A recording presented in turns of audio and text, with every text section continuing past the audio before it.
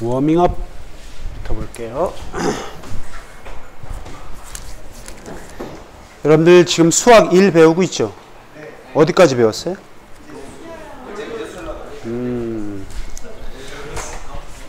수학 1이 여러분들 알고리즘 그쪽에 뒤에 보면 왜 알고리즘 순서도 이런 거 나오죠?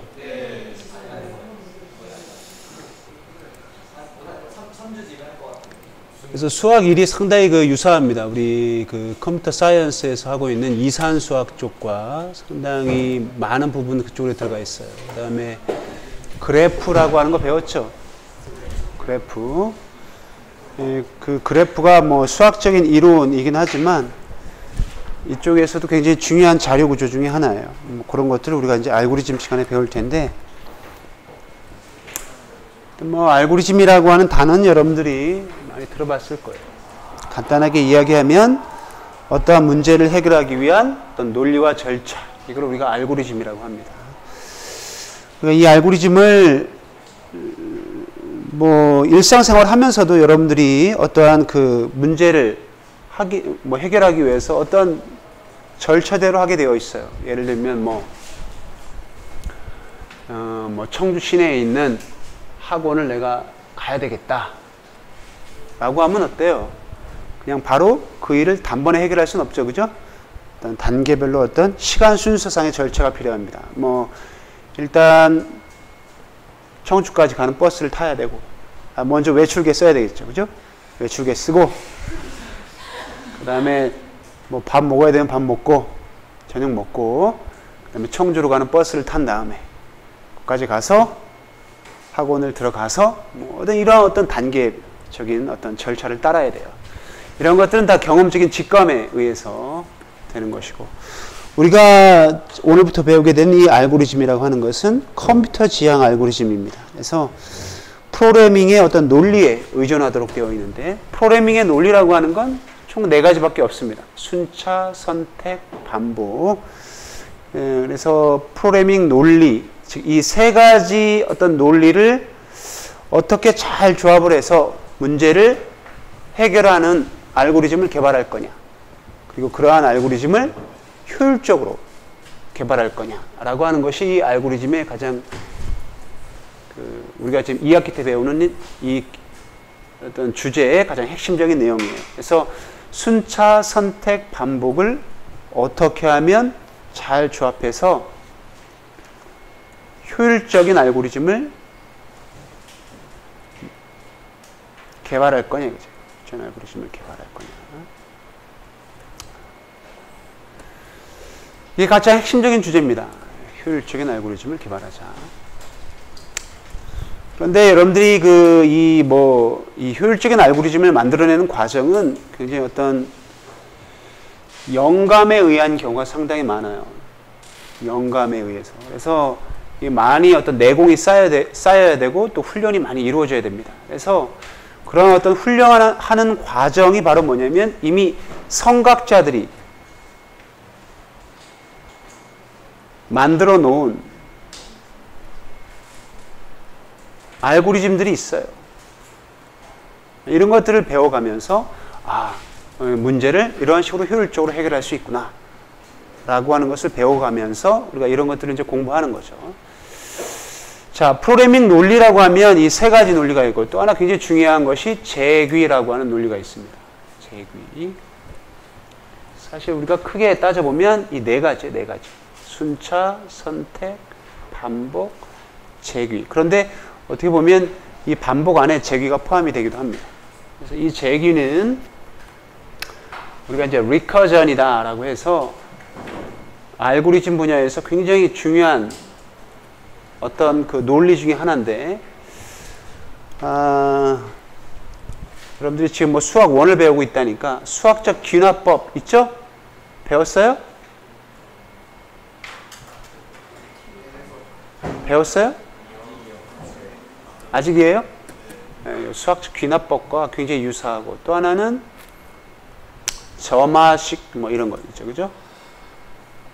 이런 것들과 상당히 유사합니다. 서울대학교의 알고리즘 파트하고 연구를 하고 있는 문병로 교수는 자기 책에서 컴퓨터 사이언스에서 제귀가 차지하고 있는 직간접적으로 차지하고 직접 또는 간접적으로 차지하고 있는 부분이 거의 70에서 80%라고 할 정도로 굉장히 중요한 기법 중에 하나입니다. 혹시 잘 알고 있어야 돼요. 그래서 교재에 보면 알겠지만 이 제귀라고 하는 것이 별도의 장으로 되어 있어요. 몇 장이냐면 4장이 제귀입니다. 제귀. 알겠죠? 제귀. 그래서 이러한 순차, 선택, 반복, 제귀라고 하는 이런 4가지 프로그래밍 논리를 가지고 어떻게 하면 효율적인 알고리즘을 만들어낼 거냐. 그리고 그 알고리즘을 수행하는 대상은 누구예요? 여러분들이 수행하는 건가요?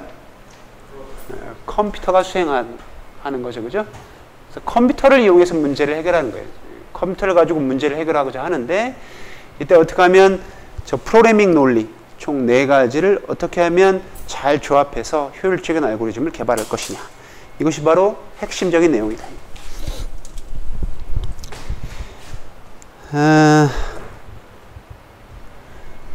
순차라고 하는 건 우리가 이제 여러분들 순서대로 간단하게 나타내 보면은 순차라고 하는 거는 위에서 아래로 순차적으로 수행되는 구조입니다. 그래서 이걸 우리가 순서대로 나타내 보면 이렇게 나타낼 수 있겠죠? 이거 순차적으로.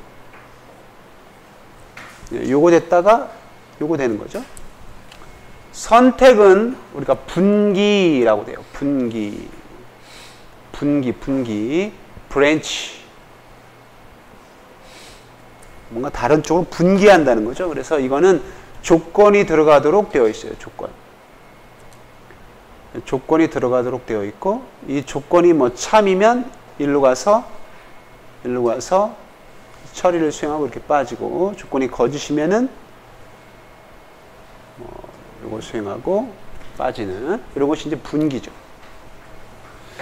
반복은 이것도 조건이 들어갈 수밖에 없습니다. 처리를 수행하는데 만약에 이것이 false면 빠져나오고요. true면 어떤 처리를 수행하고 계속 반복되죠. 그러면 이렇게 가서 참이면 계속 반복된단 말이에요. 계속 반복되다가 결국 false가 되는 순간에 이제 빠져나오죠. 그 반복을. 제귀는 우리가 순서대로 그리기가 상당히 어려워요. 제귀는. 또 제귀도 어떤 우리가 크게 보면 일종의 반복입니다. 반복인데 제귀의 특징은 일단 반복이 될 때마다 문제가 점점 작아지죠. 자, 제귀는 우리가 다시 한번 그 4장에서 다시 자세하게 이야기할게요. 하여튼 이러한 어떤 기본적인 프로그래밍 논리를 가지고 알고리즘을 만들게 되는데 이 세상에 어떠한 알고리즘도 이 순차, 선택, 반복 또는 제귀를 벗어나는 경우는 없습니다. 그래서 얼마나 간단해. 이 4가지의 어떤 논리 구조를 가지고 세상의 모든 알고리즘들이 만들어지도록 되어 있어요. 알겠지? 이걸 과연 어떻게 잘 조합할 거냐. 자, 아까도 얘기했듯이 효율적인 알고리즘을 만들어내는 것이 최종 목적이에요. 효율적이다라는 얘기는 도대체 뭘까요? 뭐를 기준으로 우리가 어떠한 효율을 이야기할 수 있을까? 자, 좋은 알고리즘의 요건이라고 하는 건 이 2가지가 어떤 학문적인 측면에서 강조하게 되어 있는데 첫 번째가 처리 효율이고 두 번째가 처리 효율이고 첫 번째가 이제 신뢰성입니다. 그래서 이 첫 번째는 필수 조건이죠. 이거는 어떠한 알고리즘이 항상 정확한 결과를 도출해낼 수 있어야 돼요. 부정확한 결과를 도출해내는 알고리즘에 대해서 우리가 효율성을 따질 수는 없습니다. 무의미해요. 그 효율성을 따진다는 것은. 그래서 항상 올바른 결과가 나와야 되고 그렇게 항상 올바른 결과가 나오는 알고리즘에 대해서 우리가 효율성을 따지게 되는데 이 처리 효율은 그게 2가지 기준을 가지고 그러니까 처리 효율을 확인을 하는데 하나가 이제 시간적인 어떤 측면에서 확인하고요. 공간적인 측면에서 확인합니다. 시간은 그야말로 시간이고 공간은 그러니까 메모리를 말해요. 메모리. 자, 처리 효율이 좋다는 얘기는 시간적으로 더 빨리 수행돼야 되겠죠. 그죠? 공간적으로 효율이 좋다는 얘기는 뭘까요? 공간이 적게 소요가 돼야 돼요. 그죠? 그래서 하나는 시간, 하나는 공간. 이거 정확하게 얘기하면 이건 CPU 시간을 말하는 거죠. CPU 시간. 빨리 수행돼야 됩니다. 빨리 수행돼서 최종 결과가 나와야 돼요. 근데 우리가 처리 효율을 따질 때 거의 공간은 논의하지 않습니다. 공간은. 왜냐하면 공간이 없어가지고 문제를 해결하지 못하는 경우는 많지 않아요. 왜냐하면 공간은 메모리고 메모리는 지금 기하급수적으로 그 용량이 증가하면서도 가격이 싸지고 있어요. 그래서 기술의 속도가 워낙 빠르기 때문에 메모리 때문에 문제가 되는 어떤 경우는 많지 않더라 이거야. 그러나 이 시간 때문에 문제가 되는 경우는 허다하다. 단적인 예로 현재 존재하는 가장 빠른 컴퓨터를 이용해서 어떤 문제를 해결한다 하더라도 최종적인 결과가 도출되기까지 100년, 200년이 걸리는 경우 그런 어떤 문제들이 허다해요. 현존하는 가장 빠른 어떤 컴퓨터를 이용한다 하더라도 허다합니다. 그런 문제들은. 그래서 우리가 이 시간을 가지고 처리 효율을 따지도록 되어 있고, 자, 시간은 적으면 적을수록 좋죠. 공간도 적으면 적을수록 좋죠. 그죠? 그래서 우리는 시간 효율이라고 하는 용어를 안 써요. 공간 효율 뭐 이러한 용어를 쓰지 않습니다. 무슨 용어를 쓰냐면 시간 복잡도라고 하는 용어를 써요. 공간 복잡도라고 하는 용어를 씁니다. 복잡하면 좋을까요? 나쁠까요? 나쁘죠. 효율이 떨어지는 겁니다. 시간이 복잡하다는 얘기는 시간이 많이 걸린다는 얘기예요. 공간이 복잡하다는 얘기는 공간이 많이 소요된다는 얘기야. 시간 복잡도, 공간 복잡다라고 한다.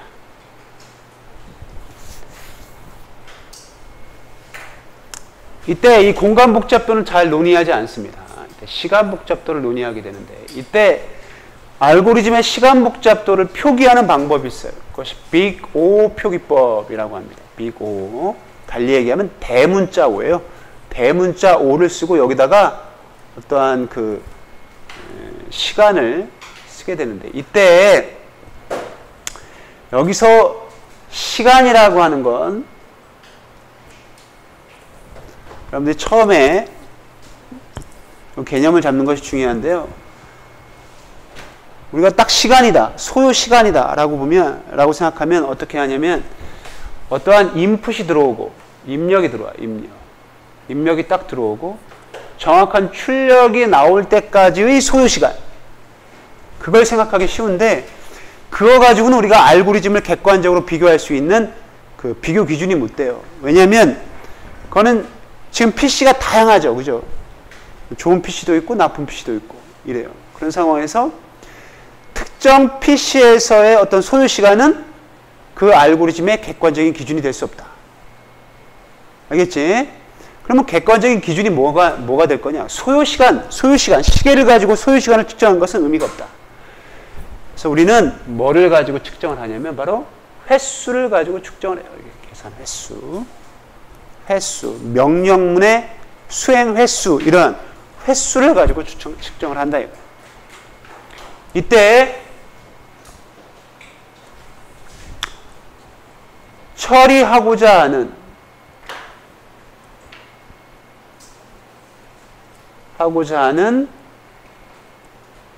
데이터의 개수 n에 대한 명령문에, 해당 알고리즘의 명령문 있죠? 명령문의 수행 횟수, 또 뭐 계산 횟수라고도 하는데, 횟수, 횟수가 어떠한 식으로 비례하느냐, 어떠한 식으로, 어떠한 비례를 가지고 얘가 증가하느냐. 즉, 처리하고자 하는 데이터의 개수 n에 대해서 명령문의 수행 횟수의 어떤 그 증가 비율을 가지고 우리가 그 시간 효율을 따지도록 되어 있어요. 자, 또 하나 중요한 거는 데이터의 개수가 n이 매우 크다 또는 무한히 증가한다라고 하는 가정하에 무한히 증가한다라고 하는 가정으로 분석을 하도록 되어 있습니다. 시간 효율을 따질 때는 데이터의 개수, 처리하고자 하는 데이터의 개수가 매우 크다 또는 무한히 증가한다는 가정으로 이거를 시간 효율을 또는 시간 복잡도를 처리하도록 되어 있는데 이런 걸 우리가 점근적 분석이다 이렇게 얘기를 해요.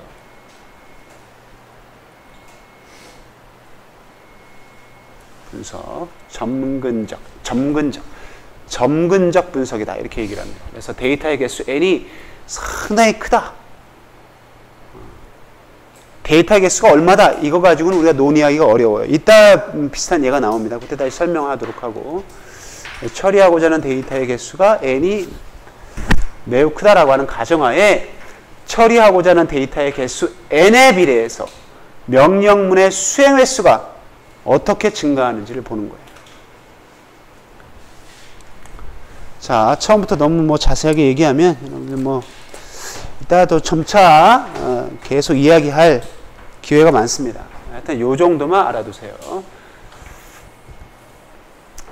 자, 이것이 학문적인 연구 측면에서의 어떤 기준이다라고 한다면 실제 사용 측면에서는 다양한 상황에서 통용될 수 있는 알고리즘이 더 좋겠죠.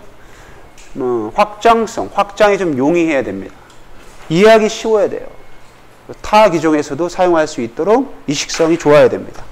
이런 어떤 일반적인 사용 측면에서의 어떤 효율성을 따질 수도 있겠습니다. 그러나 이런 것들까지는 다 따지지 않고요. 거의 이 두 가지를 가지고 따져요. 일단 어떤 알고리즘에 대해서 효율성을 따진다 그러면 걔는 일단 신뢰로워야 돼. 이게 기본 과정이에요. 그리고 시간 효율을 따지는 그런 것이 기본입니다.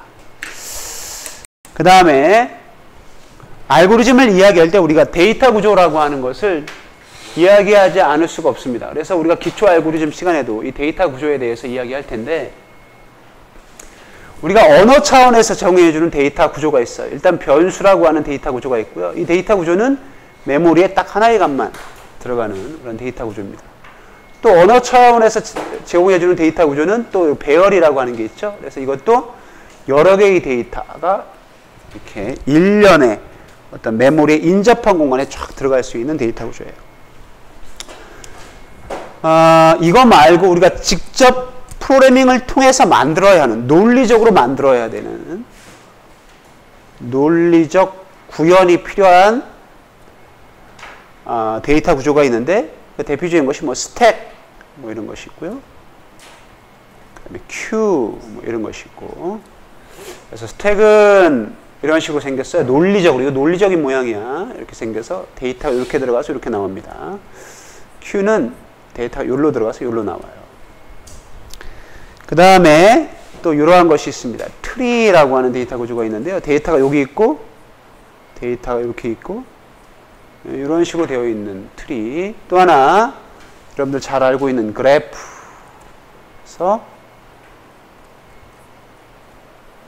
이런 식으로, 그죠? 수학에서는 이걸 꼭지점이라고 하죠, 그죠? 정점이라고 해요. vertex라고 해요. 정점. vertex와 edge. 간선입니다. 그래서 정점과 정점을 연결하는 간선의 집합으로 되어 있는 이러한 그래프. 자, 그럼 이러한 어떤 논리적인 어떤 자료 구조는 그냥 만들어지는 것이 아니고 여기에 알고리즘이 가미가 되어야 돼요. 그래서 알고리즘 없이는 자료 구조를 만들 수가 없습니다. 그런데 이러한 여러 가지 자료 구조 중에 어떠한 자료 구조를 선택하느냐에 따라서 해당 문제를 해결하는 알고리즘의 효율성이 또 결정돼요. 그래서 정말 이 두 가지는 뗄래야 뗄 수 없는 강한 연결 구조를 갖고 있다. 그래서 우리가 기초 알고리즘 시간에는 이런 것들을 다 배울 거예요. 그리고 알고리즘도 배우게 되고. 그래서 좋은 데이터 구조의 선택은 좋은 알고리즘의 기초가 되고, 좋은 알고리즘을 쓰게 되면 좋은 프로그램이 만들어지겠죠. 근데 이러한 데이터 구조 또한 알고리즘에 의해서 만들어져요. 자, 그래서 데이터 구조와 알고리즘은 뗄래야 뗄 수 없고, 우리가 기초 알고리즘 시간에 이러한 논리적인 어떤 데이터 구조를 우리가 만들어 볼 것이다 라고 하는 거고요. 자, 이렇게만 그냥 간단하게 이야기하고, 자, 1장 워밍업이기 때문에 일단 간단한 문제부터 한번 볼까요? 순위 매기는 거예요. 순위 매기는 거. 점수가 딱 주어졌을 때, 점수죠? 순위를 매기는 겁니다. 순위 매기는 프로그램이 여러분들 쉽지가 않아요. 이렇게 점수가 주어졌을 때 각 점수의 순위를 한번 매겨봐라. 이 프로그램을 한번 짜봐라. 그럼 여러분들 머릿속에 바로 떠오르지가 않습니다. 가장 쉬운 방법이 매번 비교를 하는 방법인데, 일단 이 랭크, 그러니까 이 뭡니까? 56의 순위라고 하는 건 어떻게 확인할 수 있냐면, 일단 1로 초기화시키고요. 얘와 얘를 비교해서 56보다 큰 게 몇 개인지를 세요. 이게 더 크죠? 하나, 둘, 셋, 넷, 아니고 다섯, 여섯이죠, 그죠? 여기다 6을 더하면 이게 바로 전체 점수에서의 56의 순입니다. 7등이 나오네요. 알겠지? 이런 식으로 구합니다. 그런데 지금 현재 몇 번 비교했어요? 데이터의 개수가 지금 총 몇 개입니까? 하나, 둘, 셋, 넷, 다섯, 여섯, 일곱, 여덟, 아홉, 10개죠? 몇 번 비교했어, 지금? 하나, 둘, 셋, 넷. 9번 비교했죠? 일반화 시켜볼까요? 데이터가 n개다. 그럼 몇 번 비교한 거야? n-1번 비교한 거야. 자, 처리하고자 하는 데이터의 개수 n입니다. 그런데 이 n-1번 비교를 몇 번 해야 돼? n번 해야 되죠. 이렇게 해야 되죠, 그죠? 이 비교가 끝나야 됩니다. 이거 해보세요. n제곱 마이너스 n입니다. 근데 빅 O 표기법이라고 하는 건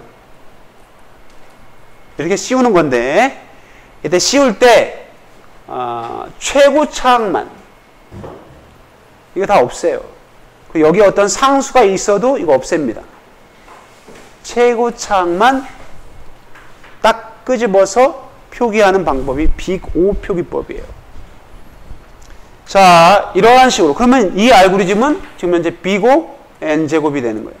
이 얘기는 무슨 얘기냐면 데이터의 개수 n이 증가함에 따라서 이 알고리즘의 수행 횟수는 n제곱에 비례해서 증가하는 거예요. 알겠죠? 그렇게 보는 겁니다. 그래서 여기 보면 데이터의 수가 증가함에 따라 반복의 수 또는 수행 횟수 뭐 이렇게 되죠. 수가 n제곱에 비례해서 증가한다. 비고 n제곱이다. 이렇게 얘기를 하고. 자, 그래서 이러한 식으로 계속 비교해 가면서 우리가 문제를 해결할 수가 있어요. 이 알고리즘은 n제곱입니다. 자, 이러한 식으로 계략적으로 우리가 파악할 수도 있고요. 아니면 여기서 바로 파악할 수도 있습니다. 여기서 가장 핵심적인 알고리즘은 이 부분이에요, 이 부분. 자, 이 부분인데 어떠한 알고리즘인지 한번 볼까요? 일단 num10이라고 하는 건 데이터의 개수가 10개라는 얘기고, 점수가 총 10개가 여기 A라고 하는 별에 들어가 있고요. rank num이라고 하는 변수가, 배열이 지금 선언되어 있고, 여기에서 0부터 n보다 작은 동안, 0부터 n보다 작은 동안 반복하는데 중첩되어 있죠? 중첩되어 있죠, 그지? 중첩되어 있고, 일단 이 안쪽 for loop에 들어가기 전에 rank i를 1로 초기화시킨 다음에 현재 i번째 값보다 큰 데이터를 발견하면 이걸 일씩 누적하네요. 알겠지? 이런 식으로 해서 i번째 점수의 랭크를 계산합니다. 이것이 가장 핵심적인 거고, 이거는 뭐예요? 최종 결과만 출력하는 거예요. 결과 출력이야. 자, 아까 알고리즘의 어떤 시간효율을 따질 때 뭐를 가지고 한다고 그랬어요? 소요 시간이 아니고 명령문의 수행 횟수를 따진다고 그랬지, 그지? 명령문의 수행 횟수입니다. 그러면 이거 한번 그 메인 함수는 요거가 수행됐다라고 보기가 어려워요. 이건 그냥 함수의 묶음, 나머지 묶음이기 때문에 이건 우리가 보통 치질 않습니다. 이런 것들은. 자, 요거 명령문 세미클론으로 칠한 부분만 생각하면 돼요. 이거 한번. 이것도 사실은 전처리하는 거기 때문에 이것도 의미가 없어요, 사실은. 요거 한번 수행되죠, 그죠? 그 다음에 요거 n번 수행되고 요거 n제곱, 요 명령문 n제곱번 수행되겠지, 그지? 그렇죠? 그 다음에 요건 몇 번 수행될까요? 한 번. 요거 n번이죠, 그죠? 한 번. 이거 다 더해보세요. n제곱 플러스 명령문 n번이니까 2n 플러스 하나, 둘, 셋, 넷, 다섯. 이걸 뭐 포함시키나 안 시키나 상관없습니다. 하나, 둘, 셋, 넷, 다섯, 여섯, 일곱. 여기에 8이 되고 9이 되고 10이 돼도 이건 다 의미 없어요. 이거 하나만 따집니다. 이것만 봐도 우리가 얘는 B고 N제곱이다라고 하는 걸 알 수 있죠. 알겠죠? 얘는 즉 이 알고리즘은 데이터의 개수 N이 증가함에 따라서 N제곱에 비례해서 명령문의 수행 횟수가 증가한다.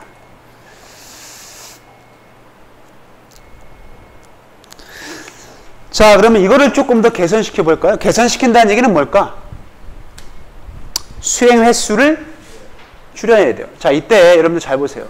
프로그래밍의 논리 구조라고 하는 건, 논리라고 하는 건 총 4가지밖에 없다고 그랬어. 이때 어떤 명령문의 수행 횟수를 증가시키는 구조가 어디야? 반복이고 또 재기입니다. 재기의 깊이가 깊어지면 어떻게 돼요? 그러니까 재기 호출이 매번 굉장히 많이 반복되면 이것도 굉장히 많이 반복 횟수가 증가하게 되죠. 그래서 결국 이건데, 결국 우리가 알고리즘의 수행 횟수를 결정시키는 것은 이 반복문이에요. 그래서 사실은 이 반복문만 봐도 명령문의 수행 횟수를 우리가 따질 수가 있는 거야. 다른 건 볼 필요 없어. 왜냐하면 얘는 한 번밖에 수행되는 게 아니기 때문에. 자, 이 명령문 같은 거 이거 잘 보세요. 이거 n이 증가함에 따라서 얘의 수행 횟수가 증가하나요? 이거 증가해요? 이런 거 증가합니까? n이 증가함에 따라서 이게 증가해요? 이 명령문이 그 수행 횟수가 증가해? 이거는 어떨까요? 이 명령문의 수행 횟수는 증가하지 않죠? 이런 것들은 다 의미가 없어요. 이거 다 따질 필요가 없어요. 이런 것들은. n이 증가함에 따라서 그 명령문의 수행 횟수가 어떠한 비례로 증가하는지를 보는 거기 때문에 결국 n에 비례해서 변화하는 수행 횟수, 그 부분만 보면 되는 겁니다. 자, 그러면 하여튼 이걸 한번 개선시켜 보자. 이것이 바로 순위 매김하는 알고리즘을 개선시킨 건데요. 상당히 어떤 발상의 전환이 필요합니다. 발상의 전환. 그래서 이 알고리즘 파트는요, 발상의 어떤 전환, 어떤 독창성 또는 뭐 영감 이런 것들에 굉장히 좌우가 돼요. 이런 것들이 잘만 이루어지면 상당히 효율적인 어떤 알고리즘을, 그냥 머릿속에 탁 떠오르는 거죠, 그냥 영감이. 자, 거기에 이제 이 순위 매김 알고리즘의 가장 핵심적인 개선된 방법이 나오는데, 어떠한 발상의 전환을 했냐면요, 랭크라고 하는 배열에 요것이 점수입니다. 우리가 점수는 0부터 기본적으로 100점 사이잖아요. 그러면 0부터 100점까지의 어떤 첨자로 되어 있는 그러한 배열을 하나 만들어. 만약에 여러분들이 어떤 지금 따지려고 하는 어떤 점수 분포가 0부터 1000점 사이다 그러면 배열의 크기가 1000으로 만드는 거예요. 알겠지? 따라서 이게 지금 점수, 이 첨자가 지금 점수입니다. 지금 첨자가 점수예요. 이게 점수야. 그리고 이 내용, 이 값이 석차입니다. 석차. 이것이 석차고. 자, 그 다음에 0으로 쫙 초기화 시켜놓고요. 중요한 건 여분의 배열 요소를 맨 마지막에 하나를 둡니다. 자, 그 다음에 어떻게 하냐면 이렇게 하는 거예요. 지금 데이터가 어떻게 들어오냐면 56, 25, 67, 88 이런 식으로 들어오죠. 그죠? 56, 그럼 56첨자를 봐요. 56첨자. 아까는 다 0으로 초기화됐습니다. 56첨자에다가 1 누적해요. 25첨자에다 1 누적해. 67첨자에다가 1 누적하고 88첨자에다가 1 누적 100첨자에다 1 누적 61첨자에다 1 누적 55첨자에다 1 누적 67첨자에다 1 누적하는데 지금 1이 들어가 있으니까 얘가 2로 바뀌죠? 76첨자에다가 1 누적 56첨자에다가 1 누적하면 2가 되죠. 그죠? 자, 요렇게만 하면 석차 끝이에요. 됐죠? 이렇게. 그 다음에 석차를 계산할 때는 어떻게 하냐면 여기다가 1을 놓고 쭉 더해 나갑니다. 알겠죠? 네, 결국은 요거는 바로 옆에 있는 거와 더해요. 2가 되겠죠? 얘는 0이기 때문에 그 바로 옆에 있는 거와 더하면 2 이런 식으로 나갈 거예요. 그렇죠? 요거에서 바로 2와 더하면 3 되고 3 나가겠지. 4 되고 4 쭉 나갈 테고 6 되면서 6 나가고 7 되면서 7 나가겠죠. 그죠? 9, 10 그 다음에 10 쭉 나갈 테고 여기서 11 되고 11 쭉 나갈 겁니다. 이런 식으로. 자, 이때 67의 점수는 요 바로 이후 거, 바로 직후 거가 바로 67의 점수가 됩니다. 67의 점수는 4예요. 4등이야. 61의 점수는 6등. 56의 점수는 7등. 100점의 점수는 뭐가 될까요? 그러면 그 바로 직후에 있는 요게 1등이 되는 거죠. 알겠죠? 자, 그러면 이 알고리즘의 시간 복잡도 한번 계산해 볼까요? 아까 어떻게 했지? 아까 어떻게 했어요? 전체 데이터의 개수 10개였죠. 10개. 56, 25, 67, 88 이거. 그래서 56에다가 1 누적하고 25에다 1 누적하고 이걸 총 10번 했습니다. 그죠? n번. 그 다음에 이게 중첩된 게 아니고 다시 또 독립적으로 뭐 한 거예요? 여기서부터 끝까지 훑어나갔죠. 그죠?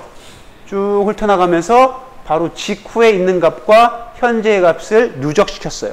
이런 식으로 쭉. 근데 이거는 n이 아닙니다. 이건 점수의 범위예요. 그래서 별도의 변수를 둬야 돼. m이라고 두자. m. 그래서 요거는 데이터의 수. 요거는 점수의 범위. 얘는 뭘까요? b고 n 플러스 m입니다. 알겠죠?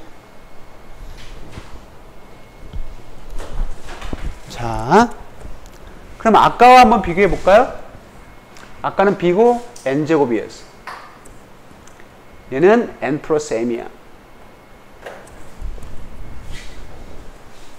그런데 이거 n이 어떤 값이냐에 따라서 상당히 달라집니다. 만약에 n이 5고 m이 점수의 범위가 100이다. 그러니까 0점부터 100점 사이다. 뭐 대략적으로 얘기합시다. 그러면 이거는 25지만 얘는 얼마일까요? 얘는 얼마일까? 계산하면 105죠? 어떤 게 더 효율적이에요? 시간 효율. 이게 더 효율적이죠. 그죠? 근데 아까 분명히 뭐라고 얘기했지? 점근적 분석이라고 그랬죠. n이 엄청나게 크다는 가정으로 우리가 분석을 해야 돼. 그렇다는 얘기는 얘는 이미 100점으로 고정되어 있지만 n이 엄청나게 커집니다. 엄청나게 커지면 이건 비할 때가 아니에요. 그렇죠? 비할 때가 아니에요. 이게 훨씬 나쁘고 이게 훨씬 더 좋습니다. 그러면 n이 무한히 증가한다.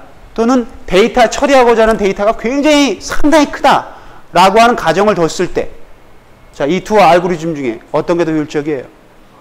두 번째가 효율적인 거죠. 왜냐하면 이 m이라고 하는 건 상수에 가깝잖아요. 왜? 데이터가 아무리 n개 처리하고자 하는 데이터의 n이 아무리 변해봐야 얘는 변하지 않잖아요. 그죠? 자, 점근적 분석이라고 하는 걸 염두해 주세요. 항상 점근적 분석으로 생각을 해줘야 돼. 데이터 개수가 굉장히 증가한다라고 하는 그런 점근적 분석. 그러니까 빅5표기법이라고 하는 게 그런 점근적 분석입니다. 우리가 점근적 분석으로 하라 이렇게 얘기하지 않아도 빅5를 쓴다 그러면 그냥 점근적 분석이 되는 거예요. 알겠죠? 아, 따라서 n이 엄청나게 커지는 거니까 n제곱보다는 n 플러스 m이 훨씬 더 효율적이겠구나. 자,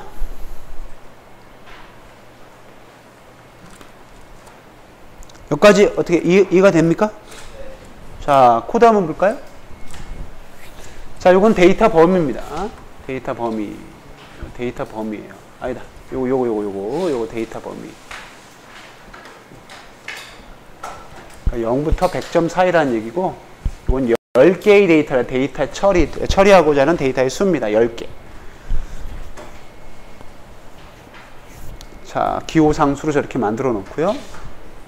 데이터의 개수, 배열에 초기화 시켜놓고, 랭크 m 플러스 2, 맥스 플러스 2 한 이유는 왜일까요?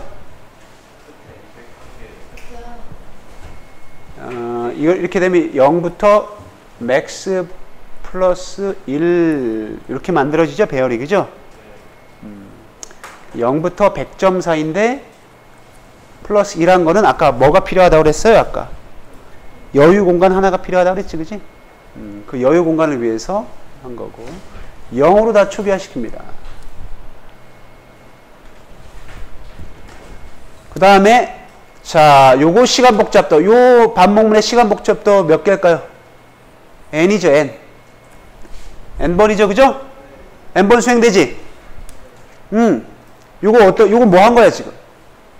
요거 잘 보세요, 요 크기. 요거. 어떻게 돼 있어요? 요거 잘 봐. 랭크의 첨자가 지금 AI로 되어 있죠. 그죠? A0은 뭘까요? A0. 지금 A0에 뭐가 들어가 있어요? 56이 들어가 있죠. 그렇다는 얘기는 결국 랭크의 56 첨자 부분에 있는 데이터를 증가시킨다는 얘기지. 그지? 자, 그런 거고. 그 다음에 그 여유 공간이죠. 여유 공간에 1로 초기화시킨 다음에 자, 이제부터는 어떻게 해야 돼요? 오른쪽으로 쭉 나아가면서 자, 이 다음엔 어떻게 해야 돼요? 여기서 요거까지 끝난 거죠? 여기서부터 1로 초기화시켜 놓고 여기서 쭉 나아가면서 그러니까 여기를 1로 초기화시켜 놓고 쭉 나아가면서 요 값에다가 요 바로 직후의 값을 더하는 그런 과정을 거치죠? 이런 걸 어디까지? 끝까지. 이게 n번이죠, n번. 데이터의 범위 n번. 따라서 여기가 이거 지금 보세요. 0부터 100부터 0보다 크거나 같은 동안 돌리고 있잖아요. 이게 n번이죠, n번. 요거는 n번. 요거 한번. 요거 n번입니다. 그럼 이거 다 따진다 그러면 2n 플러스 m이에요. 알겠지? 아, 난 이것도 죽어도 따지고 싶다. 따져요. 여러분들 따지고 싶으면 따지면 돼. 자, 이거 몇 번입니까? n번이죠. 그죠? 그죠? 그럼 2n 플러스 2m이네. 그 다음에 이러한 n과 m 변수와는 상관없이 무조건 얘 한 번, 얘 한 번, 얘 한 번, 이거 한 번 쳐도 얘는 상수잖아요. 의미가 없다 그랬잖아. 그지? 따라서 이것이 뭐 10이 나오든 뭐 100이 나오든 상관없습니다. 의미 없고 상수 의미 없기 때문에 B고 n 플러스 m이다. 알겠죠? 지금 이걸 왜 상수항이나 또는 저 앞에 개수를 왜 삭제했을까요? 그렇지. 점근적 분석이기 때문에 삭제하는 거야. 왜? n 값이 무한히 증가한다라고 할 때 이거의 영향은 어떻게 된다? 없다. 미미하다. 무시하자 이거야. 알겠지? 예, 점근적 분석이라고 하는 가정이 없으면 이거 삭제하지 못합니다.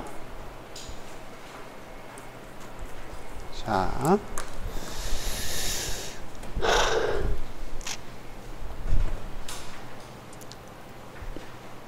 실습은 다음 시간에 한번 해볼 거고요. 자, 그렇다면 이러한 알고리즘에서 과연 골프 점수처럼 이렇게 음수가 있는 건 어떻게 해야 될까요? 아까 점수 분포가 첨자로 둔다고 했죠. 근데 골프 점수는 점수 분포가 마이너스 20에서 플러스 36이거든요. 근데 불행히도 C 언어에서는 음수 첨자를 쓰질 못합니다. 알겠죠? 그럼 보정을 해야 돼. 얘를 0으로 만들려면 여기다 뭐 더해줘야 될까요? 20 더해주면 0이 되겠지, 그지? 그런데 잘 보세요. 순위를 매길 때 우리가 여기다 여유 공간을 두고 여기다 여유 공간을 두고 이렇게 오른쪽으로, 자, 이런 식으로 오른쪽으로 이렇게 나가게 되면 큰 점수가 높은 순위가 돼요. 근데 골프 같은 경우는 낮은 점수가 높은 순위지, 그지? 따라서 요 여유 공간을 여기다 만들어줘야 됩니다. 그래서 여기다 만들어주고 이렇게 최종적으로 순위를 구해야 돼. 알겠지? 그래야 낮은 점수가 또 높은 순위가 나올 거 아닙니까? 그것만 다르고 나머지는 다 똑같아요. 알겠죠? 보정해야 된다라고 하는 거. 보정해야 된다라고 하는 거. 왜냐하면 음수 첨자가 없기 때문에. 또 하나는 뭐? 골프 점수 같은 경우는 낮은 점수가 높은 순위이기 때문에 왼쪽에서 오른쪽으로 나아가야 된다는 거. 그런 식으로 해서 순위를 결정해야 된다는 거.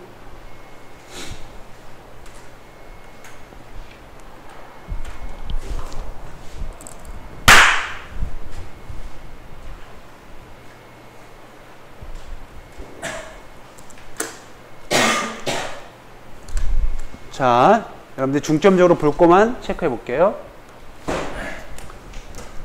자, 여기 마이너스 20인데 이거 범위입니다. 점수의 범위인데 마이너스 20부터 36 사이의 어떤 점수 범위를 갖고 있는 그러한 점수의 순위를 결정하려고 하는 상황에서 바이어스라고 하는 건 보정값이에요.